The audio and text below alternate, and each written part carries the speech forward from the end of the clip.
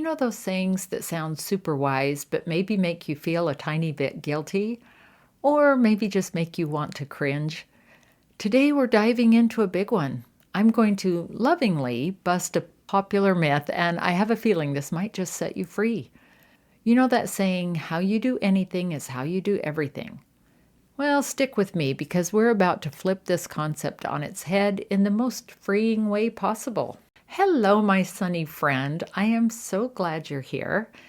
How you do anything is how you do everything. Is that even true?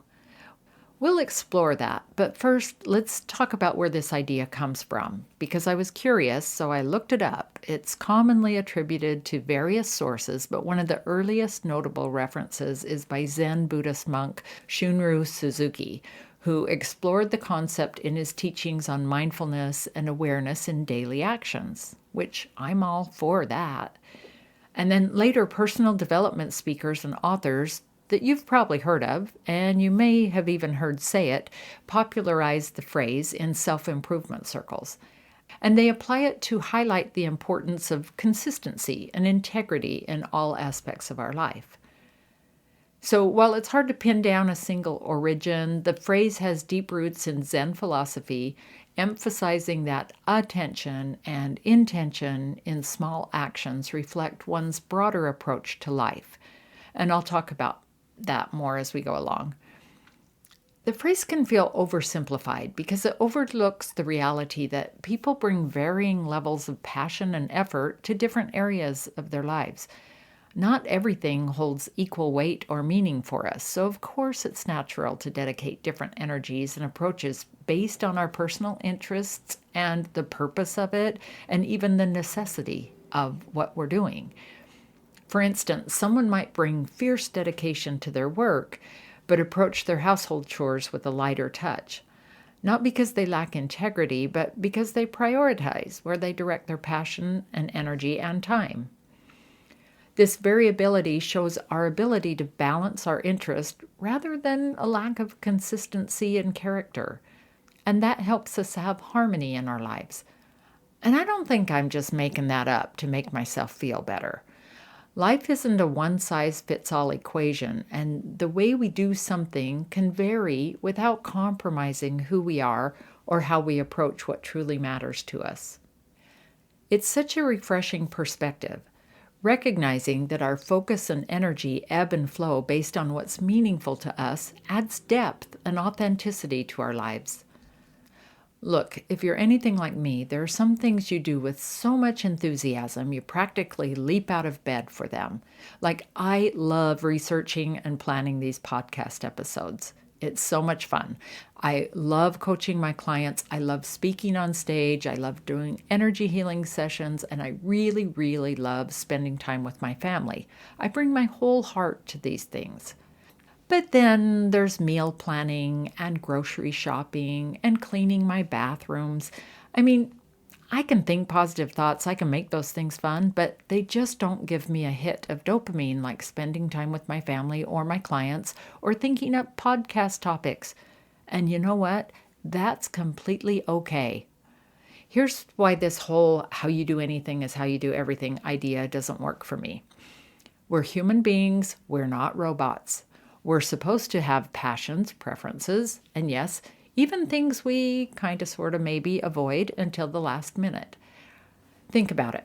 If you loved everything equally, if you approached every single task with the same level of enthusiasm, wouldn't that actually make life kind of, I don't know, boring, flat? It's our varying levels of excitement that add texture and color to our lives. Now, I do understand why this saying resonates with so many people, and there is a genuine wisdom here, especially when it comes to our core values. How we treat the cashier at the grocery store often reflects how we treat people in general. And the honesty we show in small moments, like returning extra change when someone makes a mistake, that does tend to reflect our broader integrity. These patterns of character and values, they're important to notice. If we're kind in low-stakes situations, we're probably building muscles for kindness in bigger moments too. If we're reliable with small commitments, That often translates to being dependable in major ones. But, and here's where it gets interesting, even our values don't always show up in perfectly consistent ways. Think about it. Someone might be scrupulously honest in business, but fudge the truth about why they're late to a dinner party. They might volunteer for a good cause every month, but scroll past a friend's GoFundMe without a second thought. And yes, they might be incredibly compassionate with their elderly parent, but then lose patience completely in traffic. And you know what? That difference isn't a character flaw, it's being human. We're all works in progress, growing and learning in different areas at different rates. The good stuff happens when we can, one, hold on to our core values while accepting we're not always perfect in expressing them. Two, notice where we're naturally consistent and be self-aware enough to know that we have blind spots. And three, just choose which areas really, truly matter the most to you. Even the most dedicated teachers who pour their hearts into their students' growth, they might not bring that same level of educational enthusiasm to teaching their cat to use the scratching post instead of the couch, and that's okay. What really matters is being intentional about the things that align with our deepest values and purpose while giving ourselves a little grace about the rest. Let me share something that happened last week. I was getting after myself about not being as organized with my paperwork. Yes, some of us still have paperwork. I know everything's digital nowadays, but I still have files and some paperwork I need to do. So I was getting after myself for not being as organized with those as I am with my podcast planning. And then it hit me. Of course I'm not. One lights me up with sunny ideas, and the other feels like I'm crossing a sun-drenched desert. And you know what? I realized that's actually beautiful, because those varying levels of enthusiasm are what make life colorful and real. Because in real life, it's how you handle your contrasts that matters. Here's what I propose. What if, just what if, we replaced how you do anything with how you do everything with different tasks, different beats. That's what makes your life complete. Ah, yeah, say it with me. Different tasks, different beats. That's what makes your life complete. All the ladies in the back, different tasks, different beats. That's what makes your life complete. Yeah, doesn't that feel better? It's like taking off tight shoes at the end of a long day. Just feels better. It's so freeing. Here's what I mean. For the things that light you up, go all in. Let your enthusiasm flow. Be that person who alphabetizes your spice rack. Doesn't everybody? Or organize your books by color if you want to. Embrace all those things that make you feel alive and real and makes your heart sing. And for the things you resist, aim for good enough. Yep, I said it. Good enough. Done is better than perfect. That's another one of those self-improvement sayings, but I actually really like that one. Maybe your sock drawer isn't Instagram worthy, but hey, if you can find 2 socks that match most days, you're a winner. The goodness happens when we stop burdening ourselves with the idea of equal passion for everything, and instead learn to celebrate our natural enthusiasms, be kind to ourselves about our resistance spots, and find little ways to make the must-dos more bearable. So here's a super fun challenge for this week. Get a piece of paper, draw a line down the middle of the paper. You're going to make 2 lists, short lists. On one side, write down 3 things you do with total joy and enthusiasm. You'll probably come up with way more than 3, and that's fine too, but you don't have to write more unless you really want to. And on the other side, 3 things you tend to resist or procrastinate on. And now here's the fun part.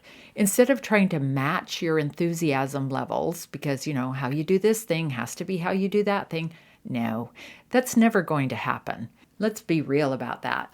Enjoy what you enjoy, and then get creative about making the resistant tasks just 10% more enjoyable. Maybe listening to an engaging audiobook while scrubbing the bathtub, or playing your favorite instrumental playlist while filing your paperwork. That's what I do. Or turning laundry folding into a meditation moment. You can always make it more fun, but you don't have to bring the high level of enthusiasm to everything as you do the things that you truly love. Remember, you're not supposed to be equally passionate about everything in your life. Your varying levels of enthusiasm, your ebbs and flows of energy are what make you human, what make you real, what make you uniquely you. The goal isn't to do everything perfectly. It's to find your own rhythm with both the things you love and the things you, love less. Even if you don't do anything the same way, your values can still hold everything together. You can approach life's ups and downs, big tasks and small, with integrity, kindness, and authenticity. Letting those values, or whatever other values you have, lead the way, even if the way you do the things varies. So the next time someone tells you how you do anything is how you do everything, just feel free to smile and say, actually, I'm more of a different tasks, different beats, that's what makes your life complete kind of person. Until next time, my friend, keep catching the rays.